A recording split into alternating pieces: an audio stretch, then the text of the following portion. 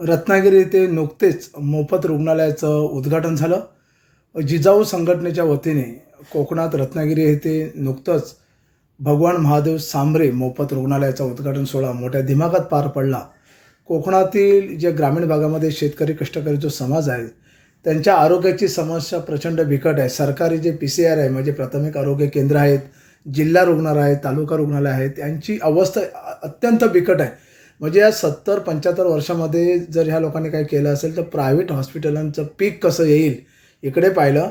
परंतु पालघर येथील सामान्य शेतकऱ्यांचा मुलगा अर्थात या ठिकाणी जे निलेश सांबरे साहेब आहेत त्यांच्या माध्यमातून हे रुग्णालय सुरू करण्यात आलेलं आहे. आणि खूप मोठी गोष्ट आहे. जे या उद्घाटनाला जे मंत्री संत्री आमदार खासदार आले होते ते नुसते मोठमोठे भाषणं करून गेले, परंतु जे असं हे जे काम आहे लोकोपयोगी हे त्यांना कधी जमलेलं नाही.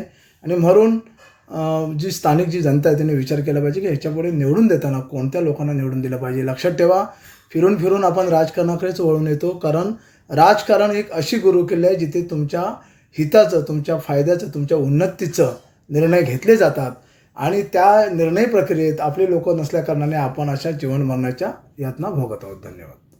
नमस्कार. आम्ही कुणबी समन्वय संघ मुंबई या संस्थेच्या वतीने सर्व शाखेचे त्याचप्रमाणे मंडळाचे पदाधिकारी आलेलो आहोत.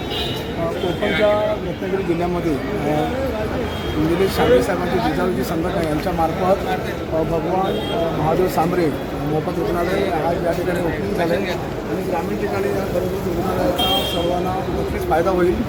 जे या ठिकाणी जे बडे धेंडे आहेत, नेते आहेत, ज्यांनी मोठमोठे आता या ठिकाणी भाषणं केली, ही सगळी जी मंडळी गब्बर मंडळी आहेत त्या कोकणच्या जनतेच्या जीवावरती मोठी झालेली आहे. ह्यांना जे जमलं नाही ते एका सामान्य शेतकऱ्याच्या पुत्राने करून दाखवलं आहे. मी म्हणेन की जे ह्या ठिकाणी लोकांची मतं घेऊन इथे येऊन लोकांना चेहरे दाखवतात आणि लोकांना सांगतात की आम्ही हे करू ना ते करू. गेल्या 40 वर्षामध्ये ह्या लोकांच्या घराण्यांची कोकणावरती सत्ता, या लोकांना काहीच जमलं नाही ते आमच्या एका सुपुत्राने केलेलं आहे. ह्याची ह्यांना लाज वाटली पाहिजे असं या ठिकाणी आम्हाला सर्वांना वाटतं. जय जिजाऊ, जय कुणबी, जय संविधान.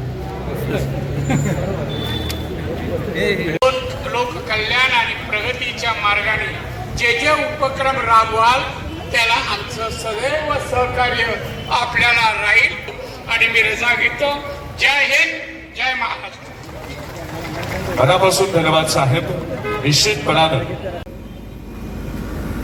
जिजाऊ शैक्षणिक आणि सामाजिक संस्थेच्या एका व्यक्ती आतापर्यंत आपल्याला भेटत नाही. मोठ्या प्रमाणामध्ये त्यांनी जे काही सामाजिक काम सुरू ठेवलंय